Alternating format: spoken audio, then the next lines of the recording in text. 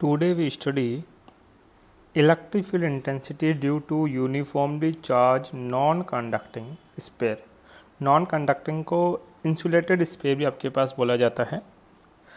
ये गाउस का last and fifth application आपके पास है। तो नॉन कंडक्टिंग स्फीयर की वजह से किस तरीके से आपके पास इलेक्ट्रिक फील्ड कैलकुलेट होगा वो हमें डिटरमाइन करना है with the help of Gauss law.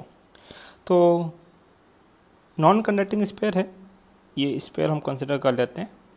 Radius of the sphere is R. Non conducting है, डेट मीन इसकी चार्ज जो डिस्ट्रीब्यूटेड होगा ऑल ओवर वॉल्यूम के अंदर होगा। अगर कंडक्टिंग होता है ये तो चार्ज कहाँ आ जाता, सरफेस के ऊपर। टोटल चार्ज कितना कंसिडर कर लिया हम लोगों ने, क्यू कंसिडर कर लिया आपके पास है। फर्स्ट केस जहाँ हमें इलेक्ट्रिक फील्ड कैलकुलेट करना है, when P point outside the sphere. तो सेंटर O है, सेंटर O से R डिस्टेंस पे आउटसाइड पे एक पॉइंट क्या है, P है। इस P पॉइंट पे आपको क्या कैलकुलेट करना है, इलेक्ट्रिक फील्ड, गाउस लॉ की हेल्प से।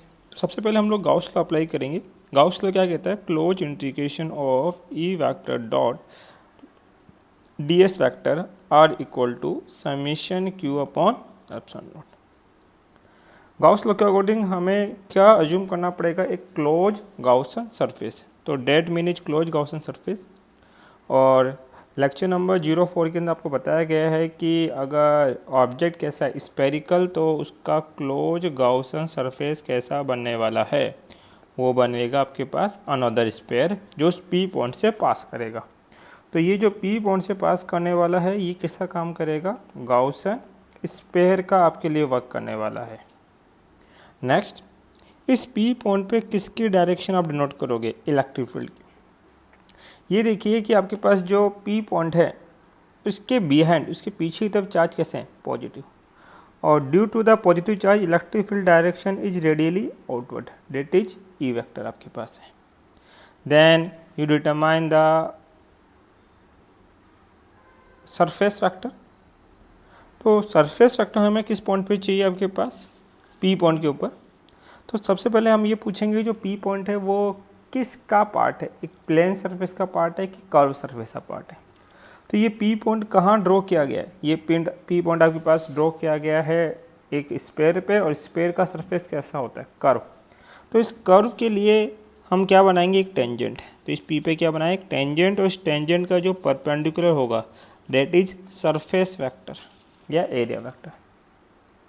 आप लोग ये डॉट रिमूव करोगे तो क्या आएगा, cos theta, and where theta is the angle between electric field vector and surface vector.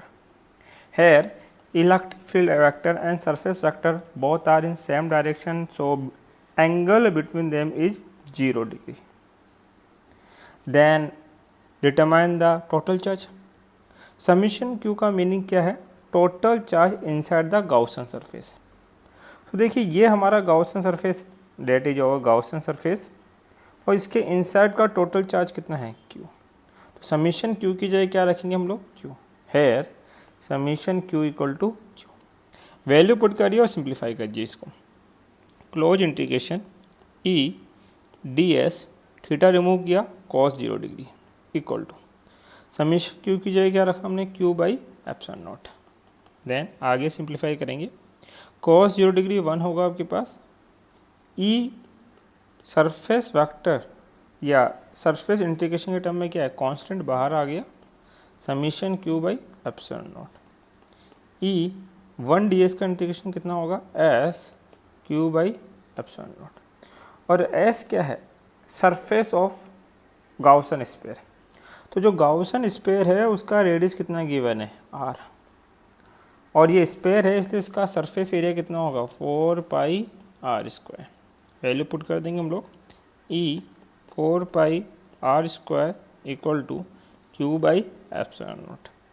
यहाँ पे इलेक्ट्रिक फील्ड की वैल्यू कितनी आ जाएगी, क्यू अपॉन में 4 pi epsilon naught R square. आपने पढ़ा है फर्स्ट चैप्टर में के इक्वल टू कितना होता है, 1/4 pi epsilon naught. Then electric field को क्या लिख सकते हैं, ये यहाँ पे 1 रखा, और ये जो ब्रैकेट में मैंने डाली है डेट इज वैल्यू ऑफ के, तो के क्यू बाई आर स्क्वायर। तो ये चीज़ आप नोटिस कीजिए, चाहे से कंडक्टिंग स्फीयर हो चाहे से नॉन कंडक्टिंग स्फीयर हो, अगर आपके पास पी पॉइंट आउटसाइड पे है तो इलेक्ट्रिक फील्ड क्या आएगा, सेम आएगा, that is electric field outside the sphere.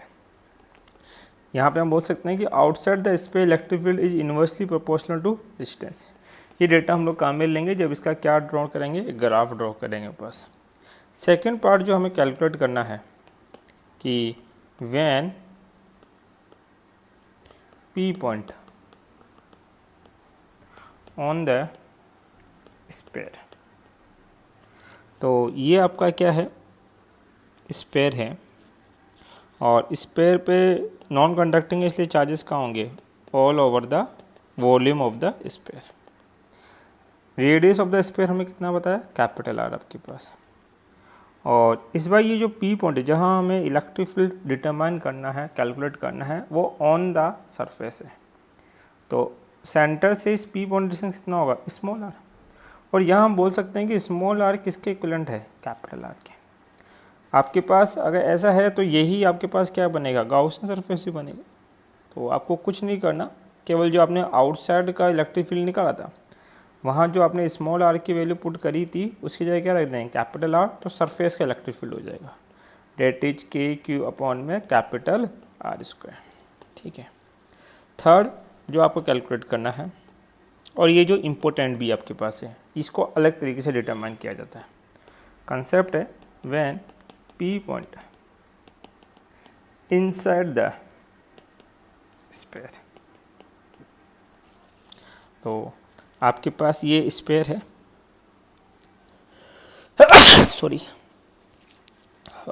Sorry that is the sphere. आपने चार्ज दिया तो चार्ज नॉन कंडक्टिंग स्फीयर है, इसकी वजह से कहाँ होगा, ऑल ओवर द वॉल्यूम। इसका सेंटर O और radius of the sphere capital R. आपके पास बार जो P पॉइंट है वो सेंटर से स्मॉल r डिस्टेंस पे इनसाइड में कहीं है। तो ये देखिए कि इनसाइड में इस बार चार्ज है और जहाँ चार्ज होगा वहाँ इलेक्ट्रिक फील्ड भी होगा। तो मतलब इनसाइड पे कुछ अमाउंट ऑफ इलेक्ट्रिक फील्ड होगा। सबसे पहले क्या अप्लाई करेंगे, गॉस लॉ। गॉस क्या कहते हैं, close integration of E vector dot D S vector equal to कितना होता है, summation Q upon epsilon naught. Gauss के अकॉर्डिंग सबसे पहले क्या बनाएंगे, क्लोज गॉसियन सरफेस। तो हमने इस पी पॉइंट से पास होता हुआ क्या ड्रॉ कर लिया, एक sphere, that is called Gaussian surface. ये आपका गॉसियन सरफेस का काम करेगा। देन आपको किसकी डायरेक्शन चाहिए, इलेक्ट्रिक फील्ड। तो इस पी पॉइंट के पीछे जो चार्जेस हैं वो कैसे हैं, पॉजिटिव। इसकी वजह से इलेक्ट्रिक फील्ड किधर होगा, radially outward, that is E vector. Then आपको क्या चाहिए, सरफेस वेक्टर। तो ये जो पी पॉइंट है ये कहाँ पे है, आपके पास एक कर्व सरफेस पे है। तो यहाँ पे आप क्या ड्रॉ करेंगे, टेंजेंट। और टेंजेंट का जो परपेंडिकुलर होगा that is known as surface vector. ये जो डॉट है, इस डॉट को जब रिमूव करते हैं तो कॉस थीटा आता है, और where theta is the angle between E vector and D S vector. But है E vector and D S vector both are same direction, so theta between them is 0 degree. और जो important term यहाँ निकालनी, that is summation Q. Summation Q क्या है, total charge. ध्यान देना यहाँ पे, समीशन क्यू क्या होता है, total charge inside the Gaussian surface. तो गॉसियन सरफेस के इनसाइड का ये टोटल चार्ज है। एक चीज़ बताइए मुझे, क्या इस सरफेस के इनसाइड में टोटल चार्ज की वैल्यू मैं क्यू बोल सकता हूँ क्या, नहीं। क्यू तो क्या है, क्यू तो इस कंप्लीट स्फीयर का चार्ज है। इसके इनसाइड में जो ये स्फीयर है इसके अंदर चार्ज क्यू नहीं होगा, क्यू से कुछ क्या होगा, कम होगा। तो कितना चार्ज होगा वही चार्ज हमें क्या करना है, कैलकुलेट करना। और उस चार्ज को हम क्या बोल देंगे, समीशन क्यू। अब यही यहाँ पे कैलकुलेट करने का एक कंसेप्ट। इस कंसेप्ट को अप्लाई करने से पहले एक छोटा सा एग्जांपल आप देखिए। मान लीजिए ये स्फीयर है, इस स्फीयर का वॉल्यूम मैं कंसिडर कर लेता हूँ 10 मीटर क्यूब है। मतलब कंप्लीट स्फीयर का वॉल्यूम मैंने कंसिडर कर लिया। एक एग्जांपल दे रहा हूँ जिसके थ्रू मैं इसको रिलेट कर पाऊँगा। मैंने बोला कि इस 10 मीटर क्यूब के अंदर मान लीजिए आपने कोई ऑब्जेक्ट फील्ड किया है। वाटर फिल कर लेते हैं इस स्पेयर के अंदर, और वो वाटर है कितना 100 लीटर। तो आप क्या बोलोगे कि 10 मीटर क्यूब वॉल्यूम में कितना वाटर है 100 लीटर, यूनिट वॉल्यूम में कितना होगा 100/10, कितना हो जाएगा ये 10 लीटर पर मीटर क्यूब। क्लियर। देन आपको क्या बोला गया है कि इसके इनसाइड एक और स्पेयर है, ये एक इनसाइड स्पेयर है जिसका वॉल्यूम है 2 मीटर क्यूब इनसाइड वाले का। तो बताइए इसमें कितना लीटर वाटर होगा। तो आपको पता है कि 1 मीटर क्यूब में कितना आता है 10, तो 2 मीटर क्यूब में कितना वाटर आएगा, हम बोलेंगे टोटल वाटर कितना हो जाएगा। तो टोटल होगा यूनिट में कितना है, unit multiply by inside sphere volume, inside sphere volume. Unit में कितना आ रहा था 10, इनसाइड वाले का वॉल्यूम कितना है 2, तो इनसाइड वाले में कितना आएगा 20 लीटर वाटर आएगा। यही कॉन्सेप्ट यहाँ अप्लाई करेंगे। हमने क्या बोला कि ये जो स्पेयर है जिसका रेडियस कितना है कैपिटल आर आपके पास गिवन है, इसका टोटल वॉल्यूम कितना होगा। तो क्या बोलेंगे वॉल्यूम ऑफ स्पेयर। तो स्पेयर का वॉल्यूम कितना होता है 4/3 पाई आर क्यूब। देखो सबसे पहले मैंने क्या बताया था टोटल वॉल्यूम, तो यहाँ पे टोटल वॉल्यूम हमने कैलकुलेट कर लिया। उसके बाद मैंने क्या बताया जो इसके अंदर फील्ड है उसका अमाउंट। यहाँ पे स्पेयर, ध्यान से समझना, ये जो मैं अंडरलाइन कर रहा हूँ इस स्पेयर के अंदर टोटल चार्ज फील्ड है कितना क्यू। तो हम बोलेंगे charge in sphere, charge in sphere कितना है क्यू। देखो जैसे जैसे हमने एग्जांपल में किया वैसा हम यहाँ करते जा रहे हैं। पहले टोटल वॉल्यूम बता दिया, टोटल वॉल्यूम आ गया, देन टोटल फील्ड चार्ज था, यहाँ टोटल फील्ड वाटर था वो हमने बता दिया। उसके बाद हमने क्या किया कि हमने कैलकुलेट किया था क्या water in per unit volume. तो यहाँ कैलकुलेट करेंगे आपके पास क्या charge in per unit volume. तो चार्ज कितना है क्यू, वॉल्यूम कितना है 4/3 पाई आर क्यू। आप इसको ऐसे ही बोल सकते हो कि 4/3 पाई आर क्यू वॉल्यूम पे कितना चार्ज आता है क्यू, तो यूनिट पे कितना आएगा क्यू अपॉन में 4/3 pi r cube, that is आपके पास पर यूनिट वॉल्यूम चार्ज आपके पास आ गया। ठीक। उसके बाद आपने क्या बताया था इनसाइड स्पेयर का वॉल्यूम, यही तो बताया था आपने। यहाँ पे भी हम यही करेंगे, ये जो इनसाइड स्पेयर है इसका क्या बताएंगे वॉल्यूम, और इस इनसाइड स्पेयर का रेडियस मुझे पता है कितना है स्मॉल आर। देन और इस इनसाइड स्पेयर को हम क्या कह रहे हैं that inside sphere is called Gaussian surface. तो हम बोलेंगे volume of Gaussian surface, volume of Gaussian surface that is 4/3 pi r cube. फिर आपने टोटल कैसे निकाला था, यूनिट में जो आया था और इनसाइड स्पेयर की वॉल्यूम क्या कर दिया था मल्टीप्लाई। हमें इसके इनसाइड का चार्ज रिक्वायर्ड है तो हम क्या करेंगे इसके वॉल्यूम को यूनिट में कितना चार्ज है उससे मल्टीप्लाई कर देंगे। तो हम बोलेंगे चार्ज इन गाउसन सरफेस, जिस चार्ज को हम क्या बोलते हैं समीशन क्यू। तो गाउसन सरफेस का वॉल्यूम कितना है 4/3 पाई स्मॉल आर क्यूब, और यूनिट में कितना आया था आपके पास क्यू अपॉन में 4/3 पाई कैपिटल आर क्यूब। ये टर्म कैंसिल आउट हो गई। देन समीशन क्यू की वैल्यू कितनी है Q small R cube upon में कैपिटल आर क्यूब। हमारा रिक्वायरमेंट पूरा हो गया। अब वापस हम अपने गाउस पे आते हैं। गाउस लो यही था, सिंप्लीफाई करते हैं। Close integration of E vector dot D S vector equal to कितना summation Q by epsilon not.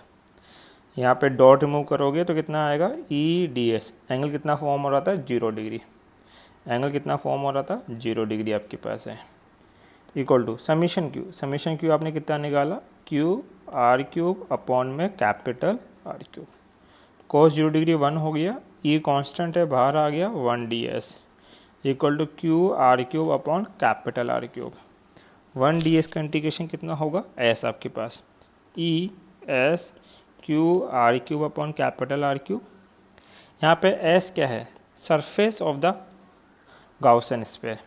तो गाउसन जो स्फीयर है उसका रेडियस कितना है स्मॉल आर, तो इसका सरफेस कितना होगा, इसका सरफेस होगा 4 पाई आर स्क्वायर आपके पास। Then E 4 pi r square Q are cube upon में capital R cube, cancel out, एक आर रिमेंस है। ई इक्वल टू कितना हो जाएगा बस, सॉरी एक मिस्टेक की मैंने, यहाँ एप्सिलॉन नॉट भी चल रहा है, epsilon not, epsilon not, epsilon not, value put करेंगे तो कितना हो जाएगा, Q R 4 pi epsilon naught of capital R cube. के आपने पढ़ा है 1 अपॉन में 4 पाई एप्सिलॉन नॉट होता है, तो ये 1 अपॉन 4 पाई एप्सिलॉन नॉट क्या लिख देंगे, के। तो के कितना आ गया पास, के क्यू स्मॉल आर अपॉन में कैपिटल आर क्यूब। ये आया electric field inside the non conducting sphere. यहाँ जो इलेक्ट्रिक फील्ड होता है वो स्मॉल आर के डायरेक्टली क्या है, प्रोपोर्शनल। ये डेटा हम काम में लेंगे जब क्या ड्रॉ करेंगे, ग्राफ। अब एट सेंटर पे अगर आप जाते हो तो सेंटर पे जाओगे तो आर कितना हो जाएगा, 0, then electric field at centre भी कितना हो जाएगा, 0। अब इसका ग्राफ ड्रॉ कर लेते हैं। वाई एक्सिस में मैंने इलेक्ट्रिक फील्ड डिनोट किया है और एक्स एक्सिस में मैंने डिस्टेंस को डिनोट किया है। यहाँ पे जो स्मॉल आर है वो 0 है, इसका मतलब आप कहाँ पे हैं अभी, सेंटर के ऊपर। स्मॉल आर लेस देन तो कैपिटल आर है, मतलब आप कहाँ हैं, स्फीयर के इनसाइड के अंदर। अगर आपका small R equal to capital R हो जाए मतलब आप कहाँ आ चुके हैं अभी, सरफेस। देन अगर आपके पास small r is larger to capital R हो मतलब आपकी डिस्टेंस कहाँ पे, आउटसाइड। देखिए सेंटर पे इलेक्ट्रिक फील्ड कितना होता है, सेंटर का इलेक्ट्रिक फील्ड होता है 0, 0। सरफेस पे कुछ होता है और सरफेस पे इलेक्ट्रिक फील्ड कितना होता है, K cube by capital R square. तो सरफेस पे इतना मान लेते हैं, that is electric field at surface. तो ये सरफेस तक का पॉइंट है जो हमने पहले बता दिया। अब ये स्फीयर है, स्फीयर के सेंटर से जब आप सरफेस तक जाएंगे तो सारे पॉइंट कहाँ होंगे, इनसाइड। और इनसाइड का इलेक्ट्रिक फील्ड डिस्टेंस के साथ क्या है, directly proportional. That is centre to surface तक जब तक आप जाएंगे ग्राफ कैसे चलने वाला है, एक स्ट्रेट लाइन, एक प्रोपोर्शनलिटी का ग्राफ आएगा। That is electric field inside proportional to distance R. अगर आप सरफेस से बाहर जाते हैं, अगर मान लीजिए सरफेस से बाहर चले गए तो इलेक्ट्रिक फील्ड जो आउटसाइड होता है वो उसके इनवर्सली प्रोपोर्शनल होता है। ग्राफ कैसे हो जाएगा, decreasing. That is E outside inversely to 1/r square. और ये क्या है, सरफेस। अगर आपसे पूछा जाए कि मैक्सिमम इलेक्ट्रिक फील्ड कहाँ होगा तो ये इसकी कौन सी वैल्यू है, मैक्सिमम। तो मैक्सिमम इलेक्ट्रिक फील्ड कहाँ आता है, हमेशा सरफेस पे आता है। और कितना आता है, K Q by capital R square. अब देखिए इसको नोट्स में लिखना किस तरीके से आपके पास है। तो इलेक्ट्रिक फील्ड इंटेंसिटी आपको कैलकुलेट करनी है due to uniformly charge non conducting sphere या इंसुलेटेड स्फीयर की वजह से। तो आपने क्या किया, कंसीडर ए स्फेरिकल और सॉलिड स्फीयर जिसका रेडियस कितना है, कैपिटल आर है। Charge is distributed uniformly over the surface of solid sphere, इसके ऊपर यूनिफॉर्मली चार्ज डिस्ट्रीब्यूटेड है। And we have to calculate electric field intensity at a point outside, एक बात इसको outside, inside and at surface of solid sphere. यहाँ हम electric field calculate करना चाहते हैं। फर्स्ट केस आपके पास क्या है, electric field intensity at a point outside the sphere, जहाँ कैपिटल आर स्मॉल होगा किससे, स्मॉल आर से। तो ये एक स्फीयर है, इस स्फीयर का रेडियस कितना है, कैपिटल आर, और सेंटर से स्मॉल आर डिस्टेंस पे आउटसाइड पॉइंट क्या है, पी। गाउस लॉ आपने लगाया, close integration of E vector dot D S vector equal to Q by epsilon naught हुआ। यहाँ आपके पास सबसे पहले क्लोज गाउसन सरफेस बनाएंगे, तो ये गाउसन सरफेस बनी जैसी कैसी है, स्पेरिकल, जो इस पी पॉइंट से पास करेगा। देन इलेक्ट्रिक फील्ड की डायरेक्शन, अगर पॉजिटिव चार्ज है तो इलेक्ट्रिक फील्ड किधर होगा, radially outward. Then surface vector आप क्या बनाएंगे, टेंजेंट, और टेंजेंट का perpendicular called surface vector. Angle between them is 0 degree, और Q is the total charge inside the Gaussian surface. तो गाउसन सरफेस के इनसाइड चार्ज कितना है, Q है आपके पास। डॉट रिमूव करता, डॉट रिमूव किया, cos 0 डिग्री आ गया आपके पास, cos 0 डिग्री 1 है, E कांस्टेंट था बाहर आ गया, तो क्या बचा, integration of 1 ds Q by epsilon naught. 1 ds का इंटीग्रेशन कितना हो जाएगा, S equal to Q by epsilon naught, जहाँ सरफेस की वैल्यू कितनी है, 4 पाई आर स्क्वायर, S की वैल्यू पुट कर दी 4 pi r square equal to Q by epsilon not.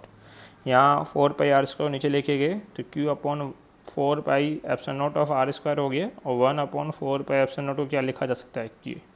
तो आउटसाइड का जो इलेक्ट्रिक फील्ड है वो कितना आता है, K Q by small R square.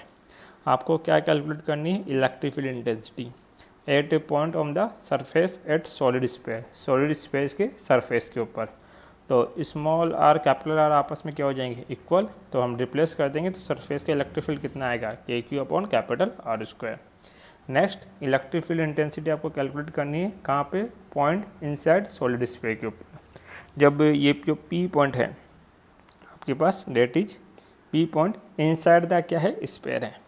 इसके लिए हमने क्या किया कि जो स्फीयर गिवन उसका रेडियस कितना है, capital R, then volume of the sphere कितना हो जाएगा, 4/3 पाई आर क्यूब। इस पर टोटल चार्ज कितना कंसिडर कर लिया हमने, Q. Then charge in per unit volume कितना होगा, क्यू अपॉन में 4/3 पाई आर क्यूब। ये जो गाउसन सरफेस बना इसका रेडियस कितना है, small r, then volume of the Gaussian surface कितना होगा, 4/3 पाई आर क्यूब। तो इस गाउसन सरफेस के इनसाइड का चार्ज कितना होगा, इसके लिए क्या किया, गाउसन सरफेस के वॉल्यूम को मल्टीप्लाई कर दिया यूनिट वॉल्यूम के चार्ज से। तो टोटल चार्ज कितना आया, Q small R cube upon capital R cube. आपने क्या अप्लाई किया, गाउस लॉ के according close integration of E vector dot D S vector equal to कितना होता है, summation Q by epsilon not.